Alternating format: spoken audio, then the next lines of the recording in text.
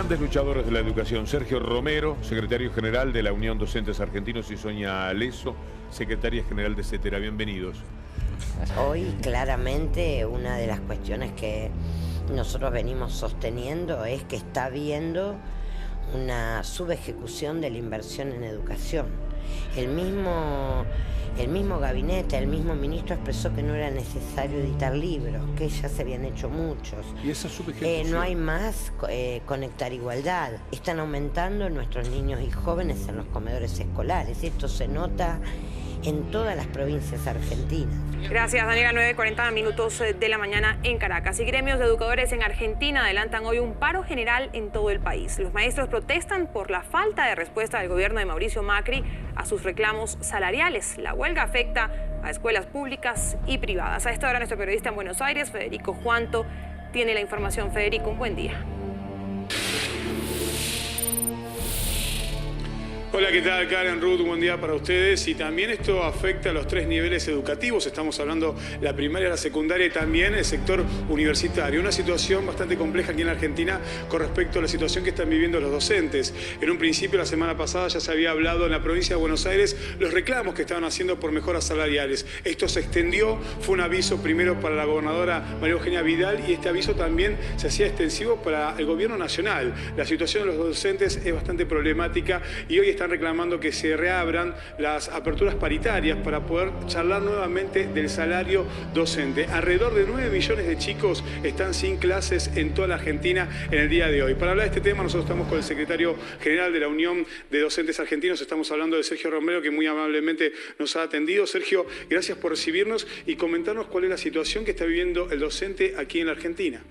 Bueno, nosotros consideramos que la educación argentina está en una profunda crisis. El docente es parte de esta crisis. Nosotros estamos con salario por debajo de la línea de pobreza. Hay muchos colegas que están con un promedio de $550 de salario. Pasado a pesos son 8.500 pesos por mes. Bueno, hace falta más inversión en educación, se invierte el 6% del Producto Bruto Interno en educación, está demostrado que es insuficiente, hace falta más inversión para poder no solamente mejorar los salarios, sino para mejorar la infraestructura escolar que está muy deteriorada y por supuesto sostener los programas socioeducativos para capacitar al docente, para que lleguen computadoras y libros a los alumnos. Es decir, estamos en un proceso donde se necesita una fuerte presencia del Estado y lamentablemente la cartera educativa está ausente o por lo menos no conocemos un programa para que se pueda poner en marcha la educación nacional en la Argentina, ¿no? Si bien la máxima presión, el mayor porcentaje está dado en las escuelas públicas de gestión pública, que son más del 70% del sistema educativo argentino, también las escuelas privadas tienen su problemática. Así que me parece que el ministro va a tomar nota de esto. Hay un plan de lucha que no termina con este paro de 24 horas, va a haber un próximo paro el 2 de septiembre. Hay todas jornadas de esclarecimiento durante el mes de septiembre. Nosotros vamos a hacer clases públicas, estamos trabajando con el Congreso de la Nación también para procurar discutir dentro del Parlamento mayor presupuesto para la educación argentina y si no hay un giro en las políticas educativas en el país, nosotros vamos a fortalecer y a profundizar las medidas de fuerza. El paro que se va a avecinar en caso que no haya una respuesta por parte del Gobierno Nacional para el 2 de septiembre, ¿de cuánto sería? ¿De 24 horas o sería extensivo a 48 horas? No, es sin concurrencia a los lugares de trabajo y es solo por el 2 de septiembre. Es un paro de 24 horas que se suma al de hoy, ¿no? Teniendo en cuenta la situación que se está viviendo en la Argentina, ustedes tuvieron una apertura paritaria que fue en febrero, pero se hablaba de otra inflación. Hoy en la Argentina estamos hablando que tenemos una inflación que supera el 40% anual. Esta es la situación que están viviendo los docentes y por eso quieren la reapertura paritaria. Sí, correcto. El acuerdo que nosotros hicimos en febrero próximo pasado era un acuerdo razonable, pero se especulaba con una inflación del 25%. Esto no ha sucedido en el país. Prácticamente se ha perdido en su totalidad el poder adquisitivo de los salarios. Los salarios los acordamos en 3 veces y un salario inicial en la Argentina para el mes de enero del 2017 va a rondar los 9.600 pesos. Es decir, seguimos estando debajo de la línea de pobreza. Entonces, si queremos una educación de calidad y, como dice el ministro, producir una revolución educativa, tenemos que empezar a discutir los salarios nuevamente, ¿no? Muchas gracias. No, gracias a ustedes. Karen Ruth, tenemos que decir que el ministro de Educación se encuentra en la provincia de San Luis y ha habido una primera respuesta por parte del Gobierno Nacional. Es que la apertura paritaria ya se realizó en el mes de febrero, como recién comentábamos con Romero, y aparentemente el Gobierno Nacional no quiere dar el brazo a torcer y no quiere hablar de una nueva apertura paritaria. Esto quiere decir que el nuevo paro para el 2 de septiembre se podría avecinar en caso de que el Gobierno Nacional no entienda la situación que se está viviendo aquí en Argentina en materia a la situación que viven los docentes hoy en día. No solamente el sector público, sino también el sector privado. Desde Buenos Aires, esta es toda la información. Continuamos con ustedes en el Centro Internacional de Noticias. Hasta luego. Hasta luego, Federico. Gracias por ese reporte 9:46 en La Habana, Cuba. Pequeña pausa en la mañana, enseguida el pronóstico del clima para algunas ciudades de Centroamérica y el Caribe. Bienvenidos a una nueva emisión de Nota22.com TV. Gracias por estar del otro lado. Quiero agradecer, como hacemos todas las semanas, a la red de Cablevisión, Rosario, Rafaela, Somos Santa Fe, Somos Paraná, Cablevisión San Justo, Galve y también Cables del Norte de la provincia. Este miércoles 24 de agosto se llevó adelante un paro nacional al que concurrieron finalmente la mayoría de los sindicatos docentes del país.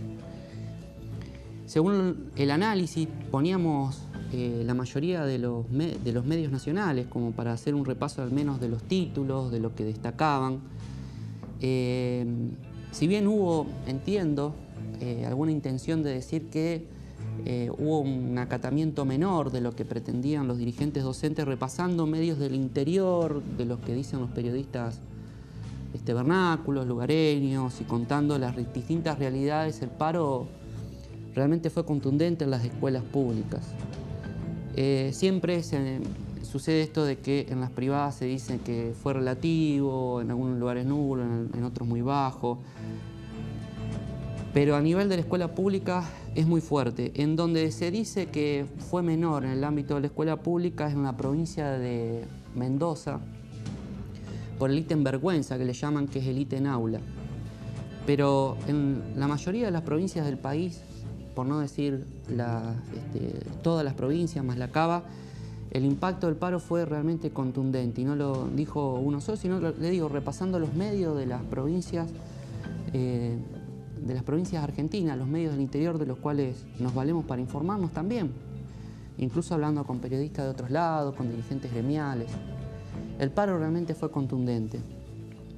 Según lo que escuchábamos cuando arrancábamos el programa, quiero decir que NTN24 es una agencia internacional que tiene fundamentalmente en Norteamérica, en Estados Unidos y Colombia.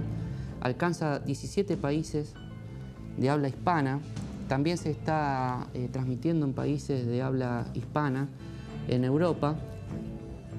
Y tiene una alianza en Argentina con TN Internacional, es decir, con una parte, podríamos decir, del grupo Clarín. Según el ministro de Educación de la Nación, el alcance del paro fue entre un 50 y un 60%. Habría que preguntarle a los docentes de la provincia de Santa Fe, por ejemplo, si lo ven así. La discusión que se plantea en torno de plantearle al ministro Esteban Bullrich distintas cuestiones que está llevando adelante con su política tiene mucho que ver con que el sistema educativo es uno solo. Porque si interpretáramos que cada provincia es una isla y a su vez cada provincia tuviera un subsistema, estaríamos hablando de la Ley Federal de Educación. Hago esta advertencia porque muchas veces he discutido, incluso hasta enojado, con distintos medios donde relativizan lo que pasa en Nación, en el Consejo Federal, lo que decide el ministro de Educación de la Nación, porque es un ministro sin escuela, y se olvidan que el responsable de la política nacional en materia educativa es el ministro nacional, porque el sistema educativo es único. Si no, estaríamos retrocediendo. Y precisamente las leyes que se llevaron adelante a partir del año 2005, Ley Nacional de Educación, Ley Federal de Educación, Ley de Educación Técnica, y después todas las posteriores que tuvieron que ver con distintas áreas del conocimiento, tuvieron que ver con esto, con darle cierta unidad al sistema. Por eso cambió incluso la postura de varios sindicalistas que decían originariamente: nuestra paritaria no tiene nada que ver con la nacional, pues había que reenviarlos a la Ley de Financiamiento Educativo. todo está relacionado porque el sistema educativo es único. Una investigación del diario Clarín llevada adelante de una manera bastante profunda, dio a entender con números que el sindicato de mayor representación era CETERA, le seguía la Unión Docentes Argentinos, la CEA de Fabián Feldman, que es una confederación nueva que agrupa varios sindicatos fundamentalmente del interior del país, varios nuevos sindicatos del interior del país que no tienen una tradición histórica como podría ser una entidad de primer grado como nombrábamos a UDA o una de grado superior como es la Confederación. Y dejaba en los últimos lugares a SADOP y a MET. Esto es interesante a la hora de reconocer la lucha sindical por dónde viene. Y cuando escuchamos a veces distintos medios a decir algunas cuestiones o se le da lugar a algunas cuestiones que por ahí no son tan ciertas, sino que hay otros intereses por detrás. Vamos a hablar con el diputado Mas Varela de Cambiemos de la provincia de Santa Fe, diputado provincial de esta provincia de Santa Fe, para que también nos comente en una segunda etapa del programa qué piensa de esto, de lo que está ocurriendo con la educación. Es muy importante la opinión de Varela porque es abogado, contador y docente de universidad pública, la cual ponemos desde este programa siempre más interés porque es donde originariamente van como primera opción los hijos de los trabajadores. Estuvimos en Buenos Aires cubriendo lo que es la unificación de la CGT. Vamos a ver un video y después vamos a hacer un comentario.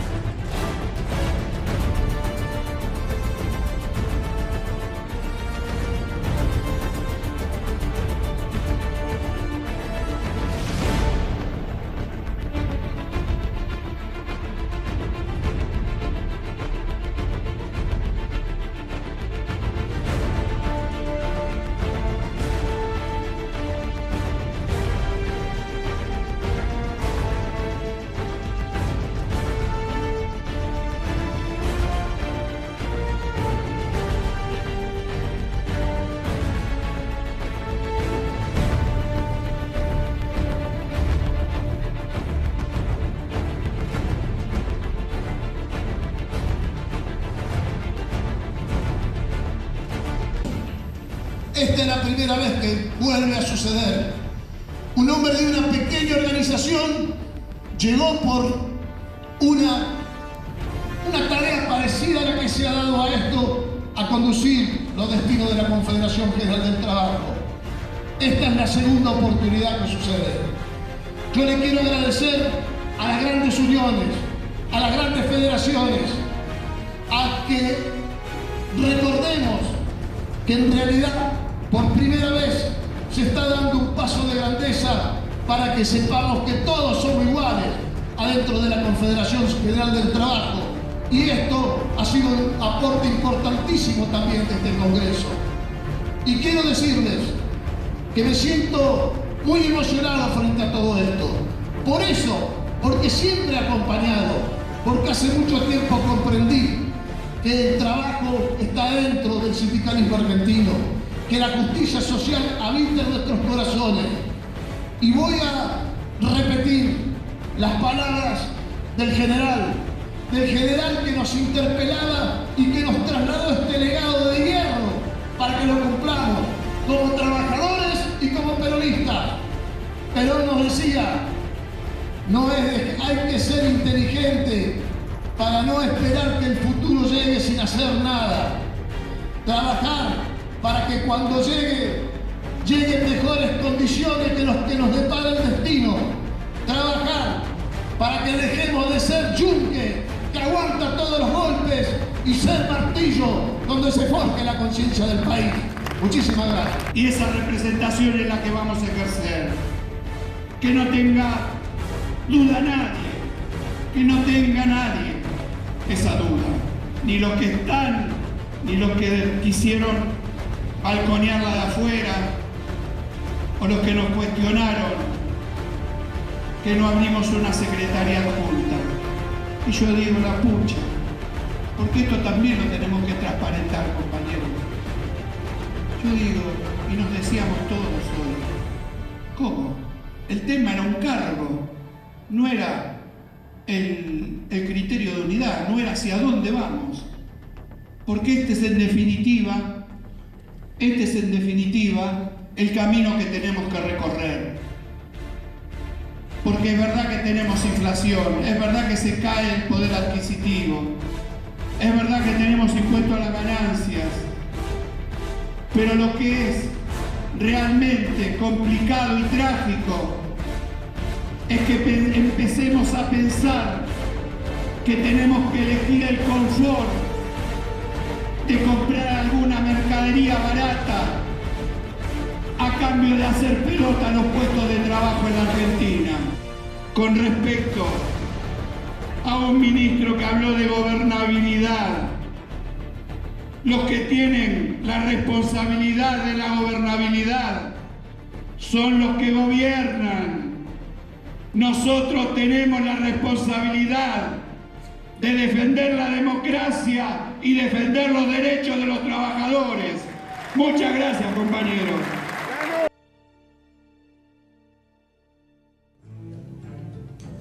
Más de 1.600 congresales participaron en el Congreso Ordinario, aproximadamente el 75% de la totalidad de lo que representa la Confederación General del Trabajo, me refiero a la totalidad de los congresales.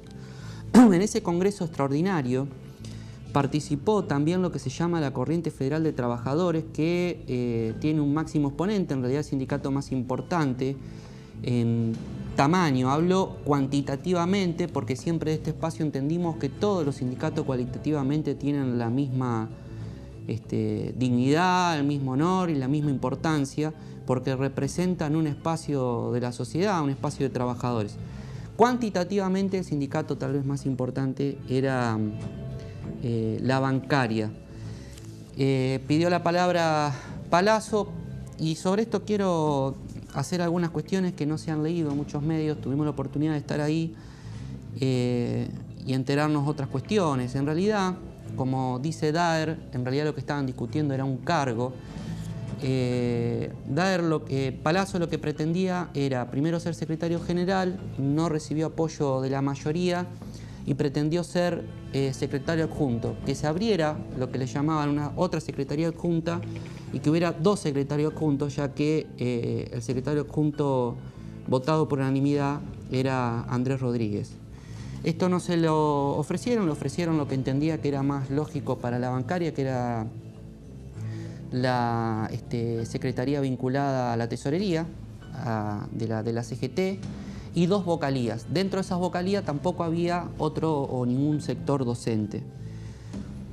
Bueno, se lo vio entrar a Palazzo con algún otro dirigente, con dos dirigentes muy temprano, carpeta en mano, para tratar de discutir esto, pero la lista ya estaba cerrada hacía algunos días entre las tres vertientes que confluyeron para realizar esta unidad.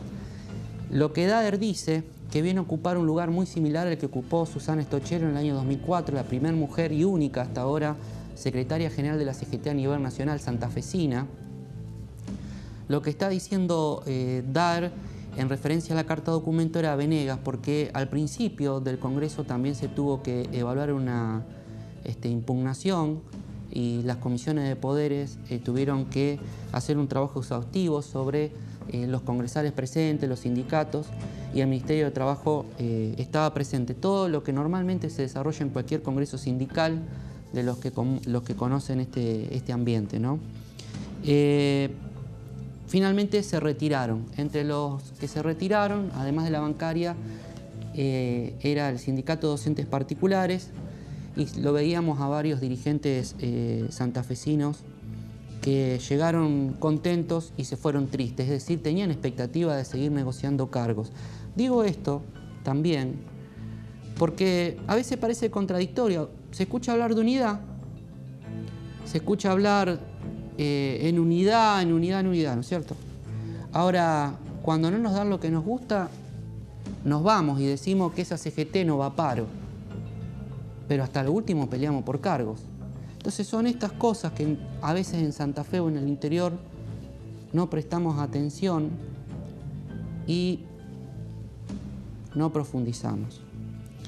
Sindicalistas presentes en Santa Fe, un montón.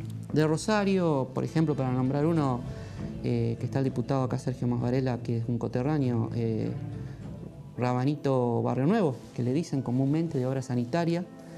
Muchos santafesinos, Susana Estochero, como dije, exsecretaria general de la CGT a nivel nacional, Claudio Leoni de la Federación de Municipales, su secretario general de la Federación Nacional, Yenta, quedó en la actual Consejo Directivo, Mario Fleitas de Obra Sanitaria de Santa Fe, Jorge Molina, que cumplió un rol importantísimo en el Congreso porque fue junta electoral, de él dependió esa parte importante en la elección de autoridades. Repito, lista única porque el sector que se sabía de antemano que iba a perder, se retiraron 8 o 9 sindicatos, alrededor de 50 o 60 congresales, sobre un total de 1.500 y pico que quedaron y conformaron la unidad. Y bueno, y también Sergio Romero de Uda, que también quedó en políticas educativas de la CGT. Continuó, ya venía ocupando el cargo en la CGT Caló. Estos datos realmente a mí me interesa mucho decirlos porque a veces escucho cosas, se nos ha criticado incluso en muchas oportunidades y yo sé que se molestan porque contamos estas cosas, pero no es objetivo lo que estamos contando, es lo que pasó, hay testigos. Algo que no pusimos en el video, se retiraron abucheados, silbados por más de 1.500 congresales, por más de 1.500 congresales. Este minúsculo grupo de sindicatos que finalmente salió a la puerta a dar una conferencia de prensa. Dijeron que no iban a romper con la CGT, lo cierto es que el 2 de septiembre se los va a ver en la marcha federal de la CTA. Vamos a un corte y vamos a hablar con el diputado Sergio Más Varela, abogado, contador, docente de universidad pública, y le vamos a preguntar por todos estos temas, porque en realidad hoy es la oportunidad que tenemos para hablar con alguien del frente gobernante.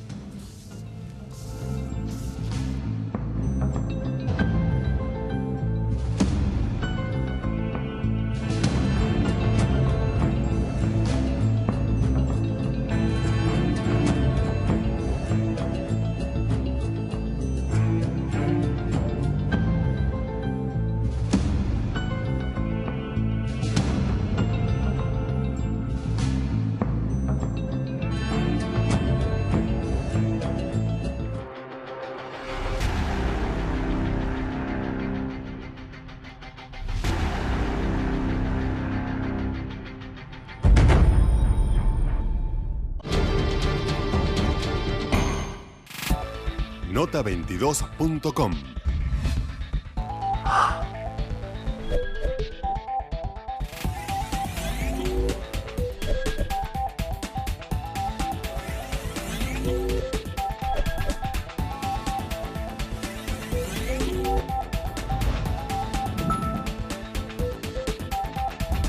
Nota22.com.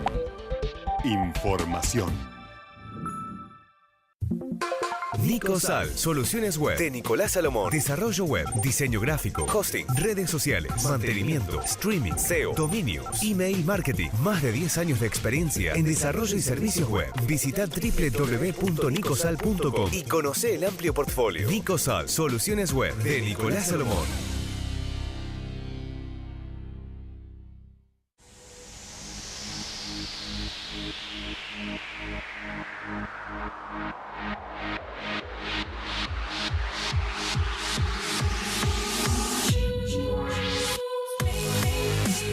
Obras óptimas, profesionales técnicos. Colegio Profesional de Maestros Mayores de Obras y Técnicos de la Arquitectura, Industria e Ingeniería de la provincia de Santa Fe. Estamos entregando escrituras a familias de toda la provincia para que puedan concretar finalmente el sueño de la casa propia. Nuestro compromiso es seguir trabajando junto con los municipios y comunas para que todos los santafesinos que han cumplido con sus obligaciones puedan disfrutar de su vivienda y proyectar hacia el futuro. Estamos donde tenemos que estar. Santa Fe, presente. Provincia de Santa Fe.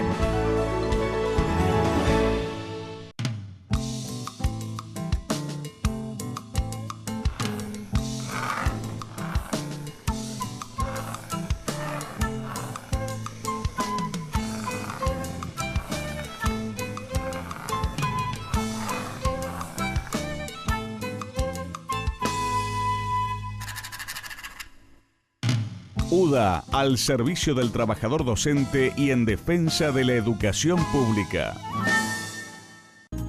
Ortopedia Vikingo, 50 años. Implantes, prótesis, material médico quirúrgico. Todas las obras sociales. Por trayectoria y servicios, somos la ortopedia número 1 de la región. Rivadavia 3118 Santa Fe. Teléfonos 0342-452-5918 y 453-9361. Llévatelo de una, pagalo en 12. Aprovecha la mejor financiación en Macua. Tené tu nuevo Clio Mío con tasa 7.90 o Tucango Express con tasa 7.90 y una bonificación extraordinaria de 5.000 pesos. Tamaño oportunidad solo en Macua, Santa Fe, Paraná.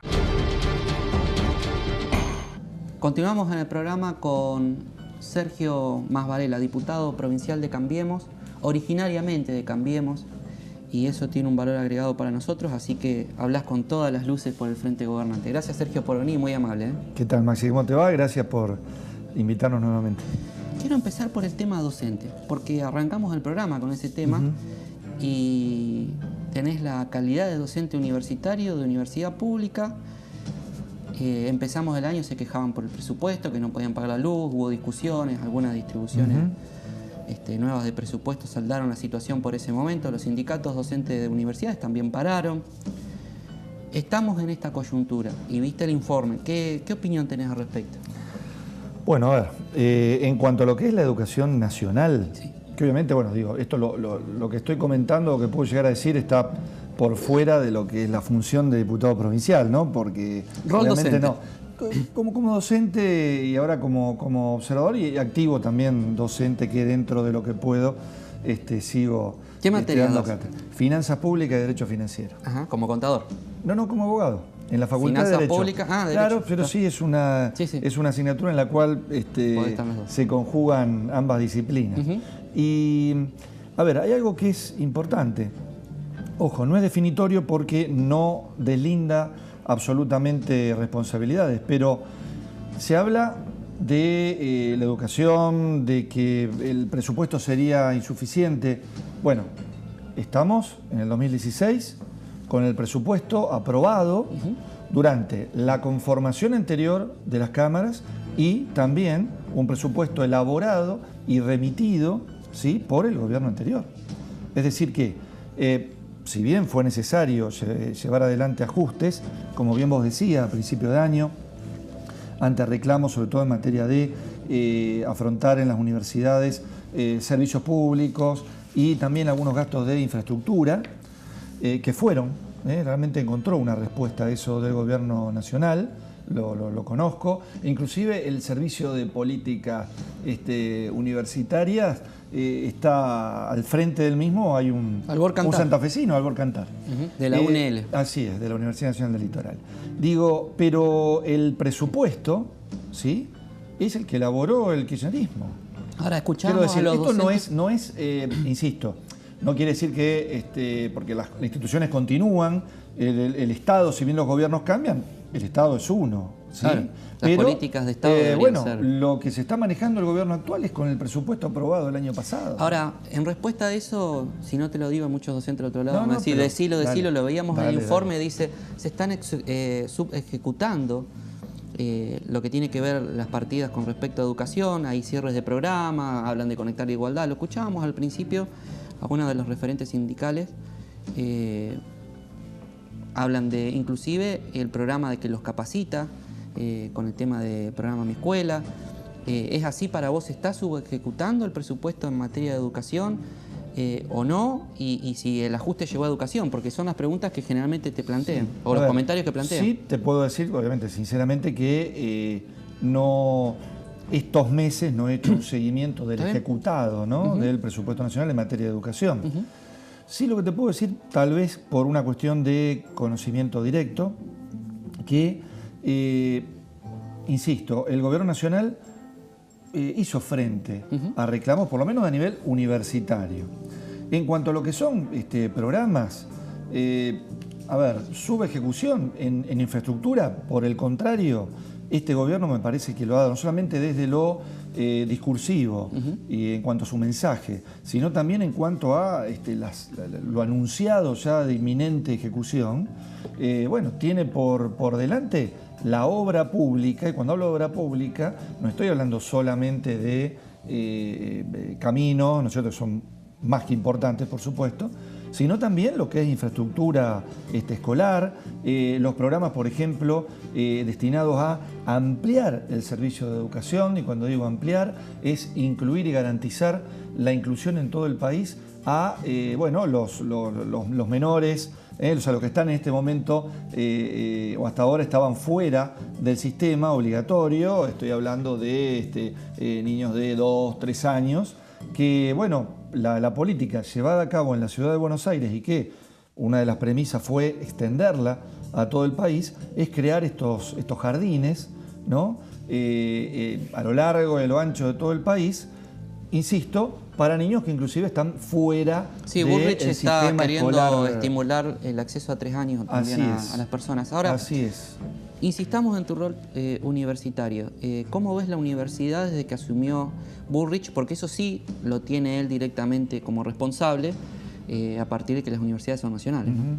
Bueno, ahí hubo, me parece que de parte del gobierno nacional, me parece que una forma muy inteligente y muy sensible, si se quiere, de reaccionar ante una situación. Recuerdan ustedes que bueno, Albor Cantar no fue el primer responsable del servicio de enseñanza universitaria, sino que bueno, primero se promovió, bueno, a una persona del riñón de Macri, y en esto la verdad es que hay que reconocer que lejos de, digamos, abroquelarse, ¿no es cierto?, dentro, o con su gente, lo que cerrarse. Claro, de cerrarse, lo que hizo fue, bueno, ante un reclamo de la comunidad universitaria, de los rectores de universidad, bueno, precisamente se hizo un cambio prácticamente inmediato, y bueno, hoy por hoy la persona que está al frente es una persona del riñón universitario, ¿no? En la relación... y que perdóname, y que no es, digamos, no forma parte del PRO, sino que bueno, su vínculo es con el radicalismo, pero más que con el radicalismo, me parece, con la comunidad universitaria en general. Daba la sensación al principio que los problemas los iba a tener para CAI. A lo mejor bajando el perfil, no sé qué fue lo que pasó, esa división de equipo que tienen ustedes, la cuestión del gabinete económico. En economía.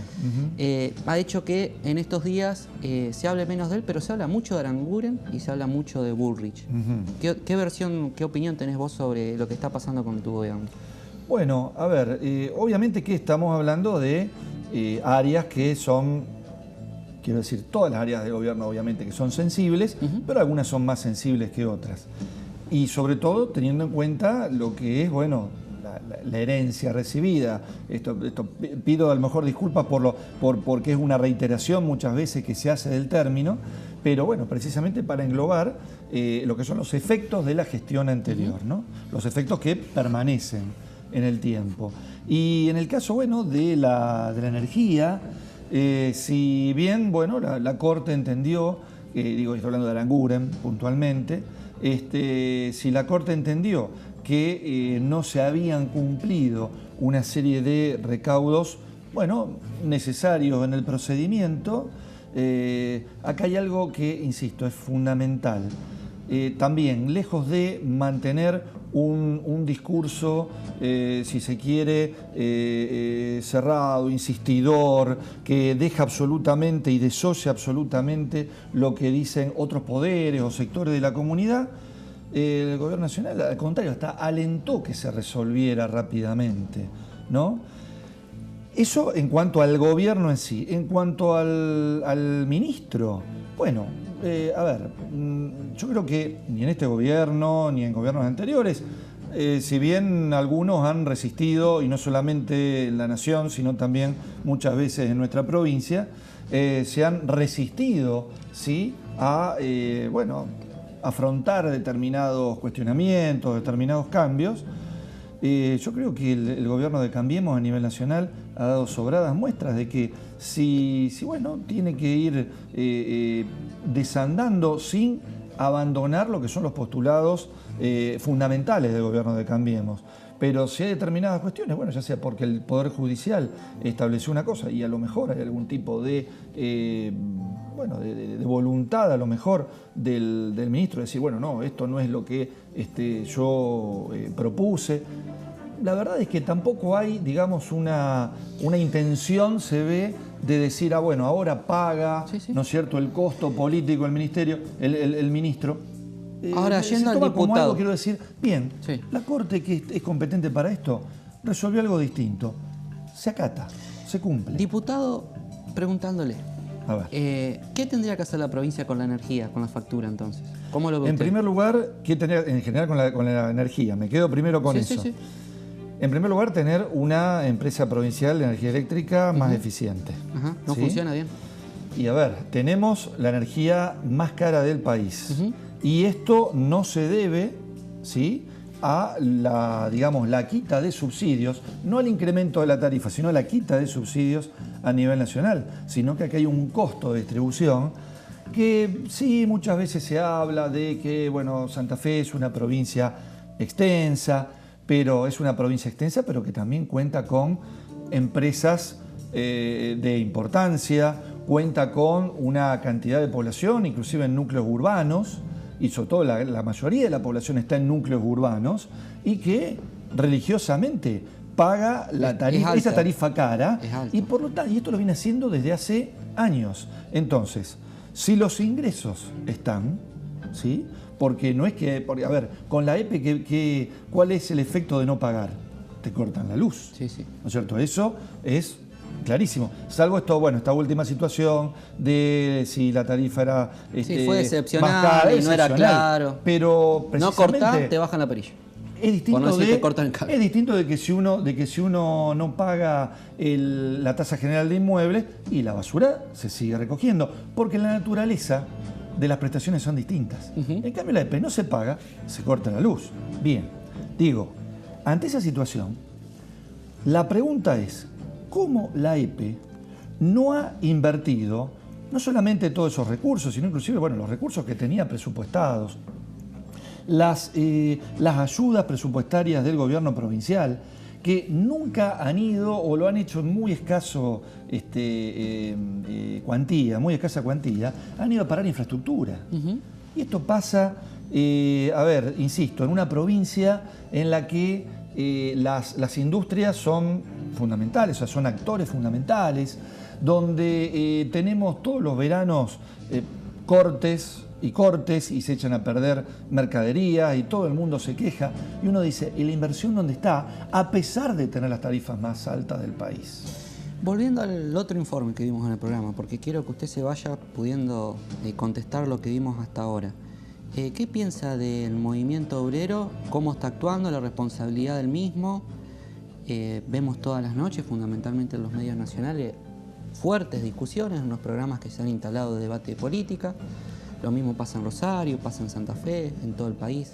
¿Qué análisis está haciendo? Bien, bueno, a ver, desde el gobierno nacional entiendo que ya desde el nombramiento del responsable de la cartera de trabajo, un ministro como Jorge Triaca, que viene de una tradición sindical, en ese sentido es, digamos, reconocido por todos, por esos antecedentes propios, pero también, digamos, familiares, ¿no? Y en cuanto a su concepción de lo que debe ser una cartera laboral, por parte del gobierno, lejos de proponerse un enfrentamiento, lo que se han expuesto son reglas claras, ¿no? ¿En cuanto a qué? Por ejemplo, ahora en relación a la educación. Y ojo que lo digo, muy bien vos lo indicabas al principio del programa, en la presentación. Yo soy docente universitario. He sufrido en los últimos años, como docente universitario, que prácticamente durante 2 o 3 años, mientras todos los sindicatos se ponían al día con paritarias, con el 20 y pico, el 30%, los docentes universitarios pasaba el tiempo, y los paros también, y el aumento no venía. Se produjo ya medio que por cansancio. ¿Tienen un convenio colectivo que nunca salió? El problema del docente universitario realmente, bueno, es para hablar largo y tendido, ¿no? Pero realmente me parece que son grandes olvidados, ¿no? En este reparto, es tremendo lo que pasa. en esta distribución. Alguna vez podríamos, retiro el título, pero tendríamos que discutir el rol de los rectores y del CIN. Porque yo digo que es como un, yo sé que me va a generar quilombo, pero es como un consejo cardinalicio, o sea, son cardenales que es imposible tocar, se pelean, inclusive hasta cuando se creaban universidades, ellos planteaban hasta por ahí la falta de necesidad, entonces habría que discutir sobre el tema de igual los rectores. Su origen, obviamente, el origen del rector es también docente, o sea, son del palo, pero bueno, ya es un tema para analizar más tarde. Pero volviendo al tema de la cartera laboral y bueno, y en realidad la política de trabajo, el mensaje ha sido muy claro por parte del gobierno en cuanto a que, bueno, a ver, había que frenar un poco que no era solamente una escalada de aumentos salariales, lo cual está muy bien en la medida que en cuanto mejor posición se coloca a los trabajadores, por supuesto, desde todo punto de vista, desde el punto de vista de los derechos, desde el punto de vista de lo social, desde el punto de vista inclusive también desde lo económico, obviamente, desde el consumo. El trabajador tiene perdón que use términos técnicos, tiene una propensión marginal, es decir, gasta la mayor parte de su sueldo en consumo. Y es poco lo que ahorra. Bueno, y es poco lo que ahorra, entonces, esa situación, obviamente que es un incentivo para fomentar el consumo. Ahora, yo le tengo que preguntar, despido, pobreza, desempleo, inflación. ¿Qué se hace con esto? ¿Qué está pasando? ¿Es verdad lo que se dice? ¿Hay más desempleo? ¿Qué piensa usted de todo esta cantidad de despido, pobreza, desempleo, inflación? Recesión se sumó en estos últimos días. Uno de los objetivos del gobierno cuando asumió, el gobierno nacional, fue que se privilegie el incremento del empleo en blanco, ¿no? Esto muchas veces hasta pone en tensión muchas situaciones en las cuales, bueno, uno dice, bueno, prefiero a lo mejor tener el acceso a un trabajo, pero de manera precaria, sin que me anoten, sin que me hagan los aportes, porque, bueno, si no, corro el riesgo de que no me tomen. Bueno, esta es una situación que, inclusive un cambio cultural, que debe darse tanto del lado empresario como también del lado del trabajador, ¿no? De exigir la inscripción, ¿no? De exigir que estén en regla, porque esto es lo que va a permitir el diseño de políticas. Si tenemos trabajo en negro, que no se sabe muy bien ni cuánto ganan, ni obviamente sin ningún tipo de, estabilidad, ni mucho menos, y es muy difícil diseñar políticas. Por eso, la inclusión de los trabajadores en el sistema es una premisa fundamental. Lo que sí se ha dado, por lo menos algunos indicadores señalan, es que lo que se ha producido es una disminución, pero tampoco un desplome, Y esto utilizo el término de desplomar, porque lo vi en algún medio, se desploma. La verdad es que, bueno, quiero decir, no estamos ante una situación que ha variado trágicamente en cuanto a lo estadístico en los últimos tiempos. Sí es verdad que hay, sobre todo en el trabajo informal, hay una disminución. Sobre todo, una disminución del empleo informal no en beneficio de blancos, sino del empleo informal en general, ¿no? Y esto se debe más que nada al no registrado. Y esto se debe, entiendo yo, muchas veces también a cierto temor o situación, digamos, de cautela por parte de empresarios que, bueno, están viendo a ver un poco, a ver qué es lo que pasa. Pero las señales, que es verdad, van a venir principalmente de determinados sectores de la economía, que son la agroindustria, ¿sí? O sea, perdón, agropecuario y agroindustria, y la construcción. Y cuando hablo de construcción, hablo de construcción privada, pero sobre todo, ¿sí?, la infraestructura, la construcción pública. Sí, eso ya es inminente. Quiero decir, ya es más, inclusive, perdóname, ya se han comenzado a abrir, ¿sí?, licitaciones millonarias que son las que van a dar empleo. Hoy, por ejemplo, veía en Santa Fe, en materia también de saneamiento de obras sanitarias, que bueno, va a permitir dar trabajo a miles de personas y ya no, como también veía que en la provincia decía, bueno, nosotros asistimos con 22 millones de pesos. Veía que el ministro Contigiani hablaba de eso hoy en algunos medios. 22 millones de pesos. No existe, ¿sí? Pretender enunciar positivamente una suma de 22 millones de pesos para poder, digamos, apoyar a la industria y a la producción santafesina, para eso no digo nada. ¿Cómo ve la provincia? Bueno, acá ya en un aspecto ya te lo empecé a contestar. ¿Cómo veo la provincia? Bueno, lamentablemente acá no podemos, o sea, el tema, digamos, económico, financiero, de desarrollo, se ve absolutamente y enérgicamente desplazado ante el tema número uno, que es la inseguridad, ¿no? ¿No se soluciona esto? Mirá que Puyaro es un correligionario. Sí, es un correligionario, bueno, pero él está en el frente progresista gobernando. Yo soy correligionario, pero en la oposición, ¿no? Y me parece que la provincia, no solamente este gobierno, sino también los otros dos gobiernos, de Bonfatti y de Wiener, no han sabido encarar seriamente el tema de la seguridad. Principalmente por una cuestión de liderazgo de la fuerza policial, pero también creo que por una cuestión de infraestructura y una cuestión también política, de no tener decisión. ¿Sí? Como última pregunta te dejo esto. Puyaro el toro por las astas. Discute fuertemente el rol del Poder Judicial. Bueno, a ver, en este sentido yo creo que todos, algunos obviamente, cada uno dentro de sus funciones, todos los estamentos del Estado son responsables. El Poder Ejecutivo, dijimos, gobernador Lifchit, ministro de Seguridad, y la seguridad también no es solamente una cuestión de la policía, sino también una cuestión de infraestructura. O sea, ¿qué quiero decir? Todo el gobierno. Bien. Los legisladores, por supuesto, yo soy legislador provincial, y quiero decir, las cámaras, ambas cámaras, tanto de senadores como de diputados, obviamente que tienen la responsabilidad de modificar códigos procesales, modificar, determinar códigos de faltas, e inclusive... Ahí tienen un pequeño retraso con el código de faltas. En el código de faltas, sí. Bueno, ahí hay un proyecto y... Hizo algo, por eso es interesante que se ocupe de eso.